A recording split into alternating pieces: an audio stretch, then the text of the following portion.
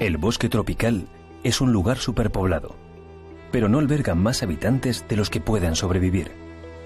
El sitio se aprovecha con precisión matemática, pero no existe el hacinamiento. La selva es, de hecho, el experimento de la naturaleza en el que pasan más sucesos de vida en el menor espacio y tiempo posibles. Es así porque la jungla funciona como un sistema completo, un engranaje con mecanismos internos de autorregulación continua. Si la población de una especie en concreto crece en exceso, la disponibilidad limitada de sus recursos alimenticios ya se encarga de frenar su natalidad o de condenar a muerte a los más débiles. Puede parecer que la naturaleza no perdona, pero es su imperativo tender hacia una armonía en la que no haya especie que sobre o tenga una presencia gratuita.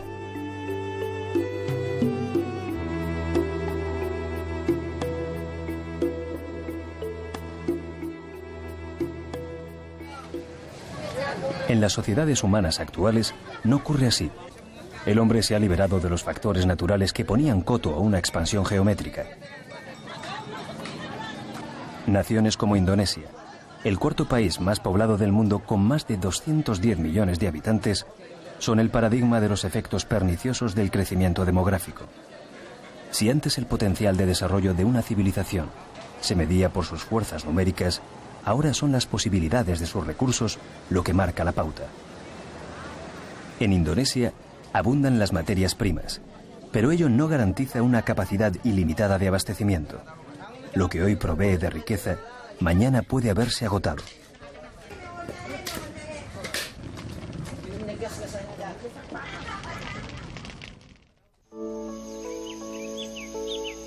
Isla de Java, tierra de volcanes, labrada con la maldición de sus bramidos, pero bendecida con sus lavas y cenizas.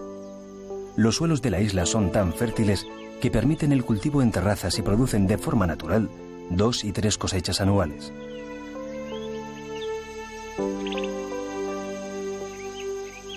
Pero la tierra javanesa hace tiempo que no da más de sí. Una extensión equivalente a Inglaterra acoge a unos 110 millones de habitantes, una densidad demográfica 5 veces superior a la del estado de Nueva York. La tasa de natalidad se ha reducido hasta el 1,5, pero el país vive un momento de gran crecimiento, porque más del 80% de su población está por debajo de los 55 años.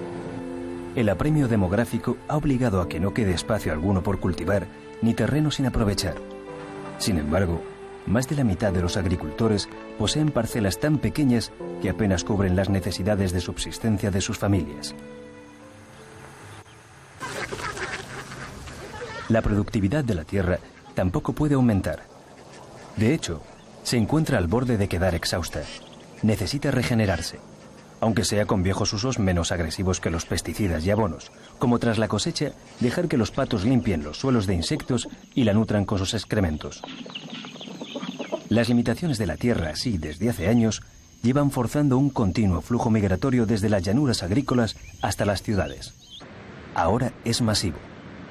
Yakarta, la capital, ejerce una enorme atracción pues concentra en ella el poder económico, político y militar del Estado indonesio. Si en 1945 contaba con 350.000 habitantes, ahora es una megaciudad que supera los 15 millones. Su diseño urbanístico acusa el crecimiento desmedido, infraestructuras insuficientes, congestión, contaminación y proliferación de cinturones de kampungs, o casas miserables de tablas, cañizos y cascotes que van levantándose sin control en sus alrededores. En ellos se hacinan miles de familias que han abandonado el campo con la esperanza de encontrar aquí un medio de subsistencia. De hecho, los ingresos por habitante en Yakarta son 3 veces superiores a la media nacional, aunque este dato no refleja la distribución del bienestar, pues sus crecientes bolsas de pobreza absorben casi a la mitad de la población.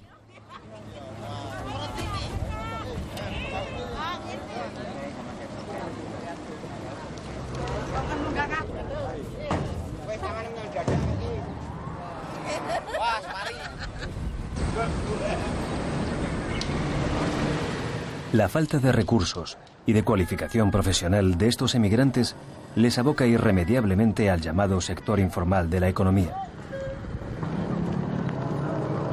Así, tanto en Yakarta como en todas las ciudades de Indonesia, un porcentaje sustancial de personas sobreviven gracias a una variopinta venta ambulante, a pequeños puestos en los mercados que abastecen con lo que cultivan en sus casas, a la conducción de becaks, la versión indonesia del rickshaw indio, o como recolectores de papeles y cartones en las basuras.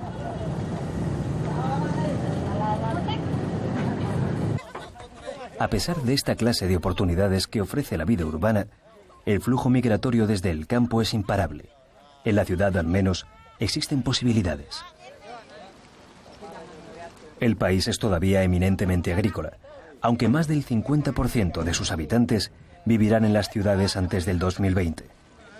Según las proyecciones demográficas, en ese año la población total de Indonesia superará los 250 millones de habitantes.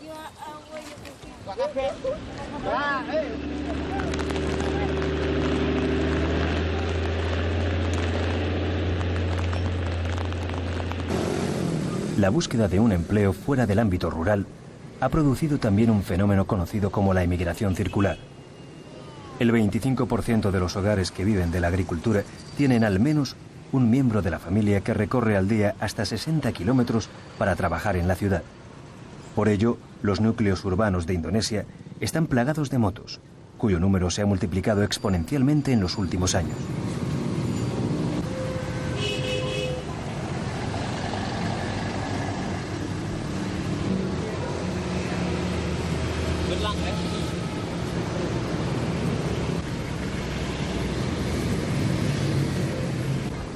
Pero el movimiento de población con mayores repercusiones ha sido el programa de transmigración, o desplazamiento masivo de familias desde las islas más pobladas de Java, Bali y Madura, hacia islas exteriores como Sumatra y Borneo. Patrocinado por el gobierno y con el apoyo del Banco Mundial, este programa ha significado el mayor traslado voluntario de gente en la historia, con más de 8 millones de personas que desde 1950 han abandonado su lugar de origen.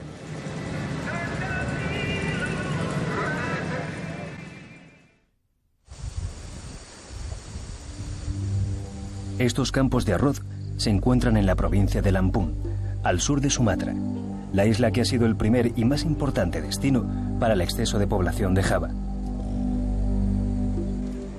En Sumatra se daba la selva más angosta y densa de todo el trópico, pero sus ricas llanuras del sur permitieron el desarrollo de asentamientos eminentemente agrícolas. Durante siglos, las poblaciones sedentarias han practicado una agricultura como la de estos campos, que aprovechaba las tierras bajas para el cultivo de arroz húmedo, mientras la selva era explotada con arroz seco y árboles frutales, en un sistema de rotación de las parcelas orientado a la recuperación continua del bosque.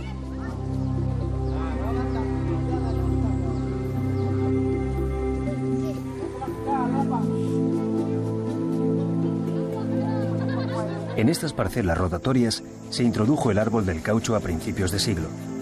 Combinado con otras clases de árboles, los granjeros creaban explotaciones equivalentes a un bosque secundario que aseguraba el sostenimiento del entorno. Los planes desarrollistas de los años 70 rompieron el equilibrio natural. Buena parte de la tierra fue declarada propiedad del Estado y los usos tradicionales se sustituyeron por grandes plantaciones de caucho, aceite de palma y explotaciones industriales de madera. En total, más de 4 millones de hectáreas del sur de Sumatra fueron reconvertidas. En parte de esta nueva tierra ganada a la selva y a las comunidades locales, se han instalado millares de colonos javaneses. El paisaje es ahora una sucesión de casas con pequeñas huertas de las que apenas sobreviven sus habitantes, pues los daños medioambientales han hecho inviables las tierras para el cultivo intensivo del arroz. El grueso de sus ingresos lo obtienen como mano de obra de las grandes plantaciones y explotaciones.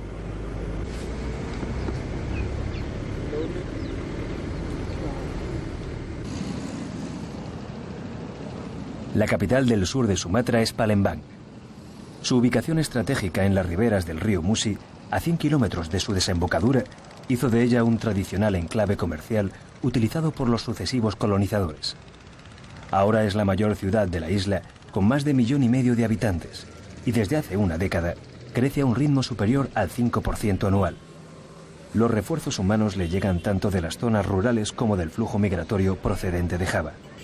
Este no cuenta ahora con la financiación oficial, por lo que los nuevos inmigrantes ya no se desplazan al campo, sino que tratan de encontrar aquí la subsistencia, ya sea en la economía sumergida o bien vinculados a un trabajo en las grandes plantaciones y en las explotaciones de petróleo y gas natural.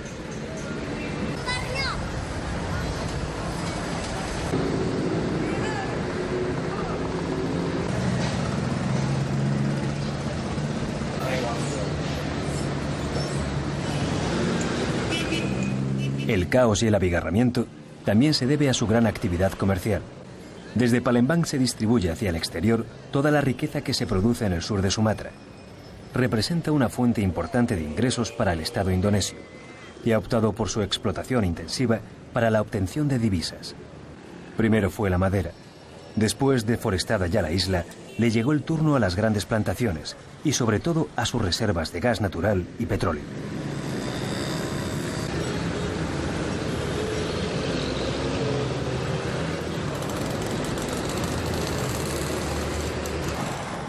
El mercado principal de Palembang, conocido por su suciedad, pone en evidencia las condiciones de vida de sus habitantes, a pesar de que en teoría residen en uno de los lugares más ricos de Indonesia. Gracias a la extracción de sus recursos naturales, la riqueza producida por habitante de Sumatra es alta, pero de escasa incidencia en la propia isla. La mayor parte de ese producto nacional bruto emigra a Yakarta, la sede de las grandes compañías privadas y públicas, y desde la capital a Japón o a Estados Unidos. Mientras, en Sumatra, la incautación de tierras a los nativos y las inviables promesas de parcelas productivas a los inmigrantes ha dado lugar en el tiempo a que una población cada vez mayor se vea sometida a un proceso de empobrecimiento progresivo. Como media, el habitante de la isla trata de sobrevivir con menos de $1 diario. Así pues, a la crisis de Java se suma desde hace años la de Sumatra, la isla que en otro tiempo fue vista como la reserva para el crecimiento o la inmediata tierra de alivio y promisión. Los 4 millones de inmigrantes apenas repercuten en la superpoblada Java. Por otro lado, la apuesta económica de extracción de recursos naturales no renovables pone a su vez una fecha de caducidad a la riqueza. Y entre medias, la isla va camino de la desertización.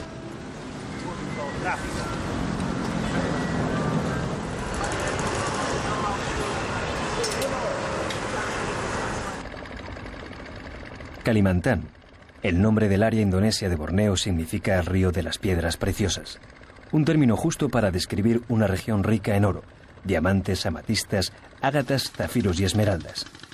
Estamos en Cempaka, una de las minas más antiguas de la costa sur. La existencia de minerales preciosos fue durante siglos un gran reclamo a la colonización extranjera del Kalimantan. Chinos y europeos establecieron sus sedes en las costas, pues en las llanuras aluviales y en las desembocaduras se encontraban las reservas de las preciadas piedras. Cempaka es hoy más un recuerdo del pasado que una gran fuente de ingresos. Ninguna gran empresa explota la mina, que corre a cargo de familias y comunidades locales, con métodos de extracción que siguen también viejas pautas muy dañinas para el entorno.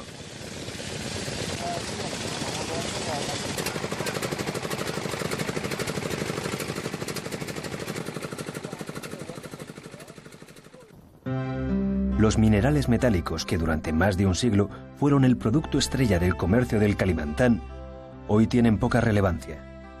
Han sido sustituidos por la extracción a gran escala de los ingentes depósitos de carbón que reposan bajo los bosques tropicales. Desde hace 3 décadas, y en alianza con las grandes compañías de la madera, se está procediendo al desmantelamiento de la selva para obtener de ella un beneficio inmediato. El modelo de explotación es el mismo que el aplicado en Sumatra. Los motores del crecimiento se sostienen en grandes programas para extraer materias primas, de cuya exportación se obtiene la mitad del Producto Interior Bruto que genera el país.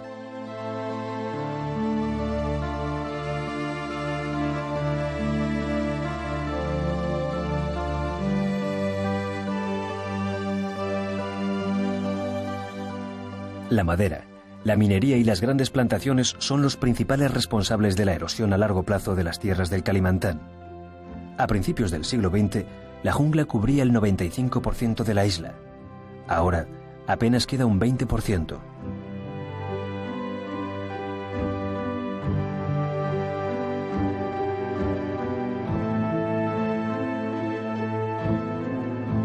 A este suelo pobre y de escasa productividad, sin su cubierta vegetal, También se trasladaron miles de nuevos campesinos dentro del programa de transmigraciones. Ahora, los que quedan están solos, en medio de este entorno desolador.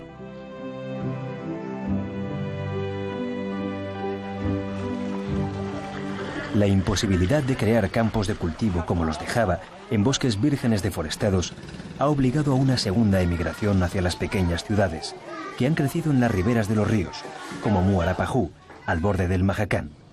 Esta ciudad, inundada en estos momentos por la crecida del río, es una comunidad típica que se ha nutrido de emigrantes, tanto javaneses como indígenas desplazados a los que no se les han reconocido derechos de propiedad sobre las tierras en las que estaban instalados desde hace siglos.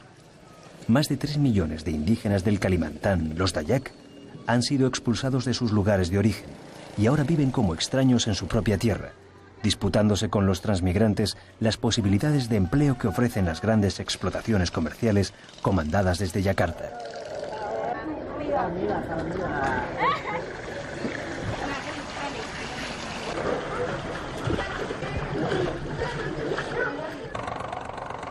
Los recursos naturales del interior de Kalimantán bajan por las cuencas de sus ríos, que conforman las vías principales de transporte. Su extracción y comercio a pequeña escala también ofrecen una oportunidad de subsistencia para emigrantes e indígenas, que de manera incontrolada se apuestan en sus riberas. Viven de pequeños huertos y de su particular sangría forestal de la selva. Una gran red de serrerías, creadas desde que se abrió la veda a la explotación intensiva de los recursos, invita a centenares de familias a participar del negocio.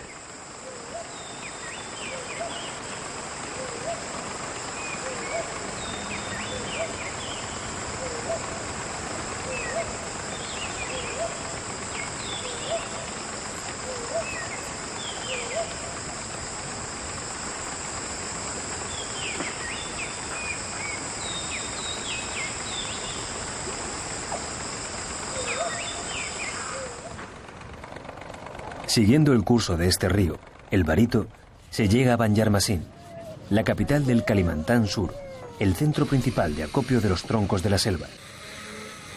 La ciudad surge en la confluencia del Barito con el río Martapura, que genera una multitud de canales en cuyos brazos se van erigiendo palafitos.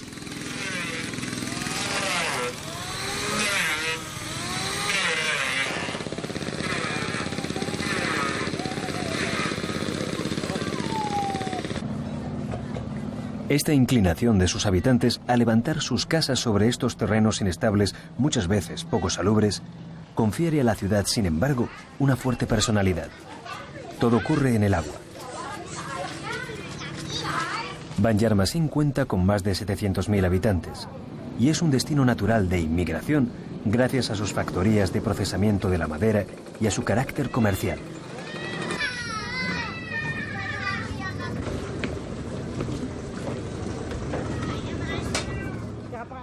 Javaneses y madurenses forman las grandes minorías étnicas actuales de Banjarmasin.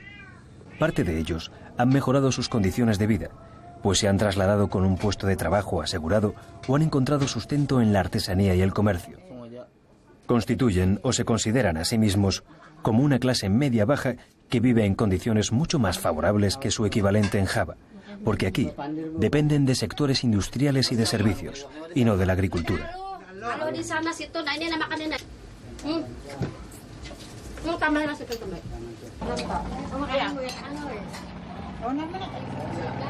La llegada de remesas de nuevos pobladores también ha significado la creación de escuelas. Como estímulo para acogerse al programa de transmigraciones, el Estado ha garantizado la escolarización de los hijos. En términos generales, el gobierno ha reinvertido parte de las ganancias económicas obtenidas con estos programas de desarrollo en mejoras sociales. En zonas tan atrasadas como Kalimantán, los resultados han sido significativos. La generalización de la escuela primaria ha conseguido reducir el analfabetismo del 40% al 12%. Este desarrollo educativo, sin embargo, ha sido también motivo de conflicto. Los Dayak de Kalimantán acusan al gobierno de que las nuevas escuelas solo benefician a los madurenses y javaneses, entre otros motivos por fomentar la creencia en el Dios islámico, cuando ellos o son animistas o son cristianos. Para muchos la escuela está al servicio de un nuevo colonialismo cultural, esta vez de carácter interno, ligado al concepto oficial de unidad nacional. Los nativos sienten que no son solo obligados a abandonar sus tierras, sino también sus costumbres y creencias.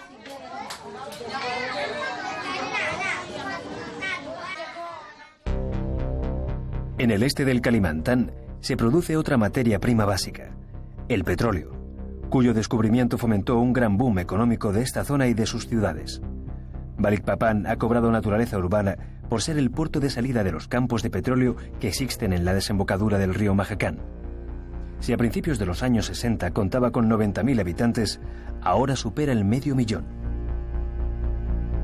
Balikpapan es, pues, la gran capital industrial de Borneo y se reparte con Sumatra las principales refinerías de petróleo. La cuota de producción de Indonesia está en torno al 5% del total de la Organización de Países Exportadores de Petróleo, la OPEP, lo que representa una corriente importante de divisas para una economía netamente importadora de productos manufacturados. El paisaje de Balikpapan está dominado por los grandes complejos industriales de Pertamina, el consorcio gubernamental de Indonesia que controla la producción de carbón, gas natural y crudo. El petróleo, al igual que la madera en Banjarmasin, es el polo magnético que atrae a los inmigrantes a Balikpapan. Los javaneses son ya la minoría mayoritaria y copan los puestos de trabajo en plataformas y refinerías. Su flujo continuo ha conseguido, en menos de 30 años, cambiar la composición étnica del este del Kalimantan. La ciudad, sin embargo, lleva unos años de estancamiento. El declinar de las reservas y el desplazamiento hacia el noreste de nuevas exploraciones petrolíferas está poniendo en cuestión su modelo de crecimiento. Su capacidad industrial necesita diversificarse si no quiere ser otra víctima de este proceso ya habitual, el de basar su desarrollo en la explotación intensiva de los recursos naturales.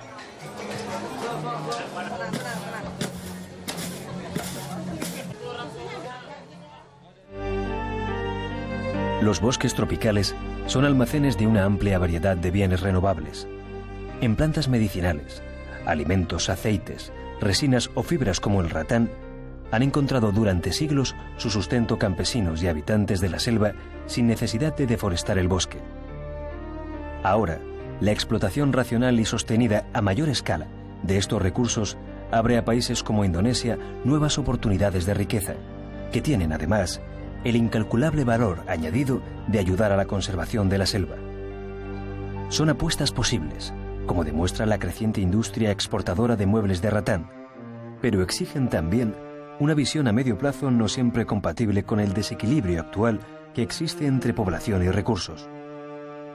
Aunque Indonesia ha logrado reducir con éxito su tasa de natalidad, la presión demográfica está incitando a la dilapidación del medio, sobre todo porque buena parte de sus habitantes viven acuciados por la pobreza. Para ellos, es difícil poder evaluar las consecuencias de futuro de los actos de cada día, los que se realizan desde la urgencia de sobrevivir.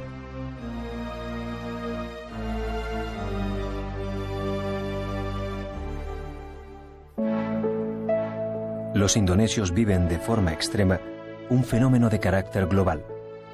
Su consumo de naturaleza está muy por encima de lo que ella puede reproducir, con el agravante de que ese consumo, más que para ellos mismos, está destinado a los mercados internacionales.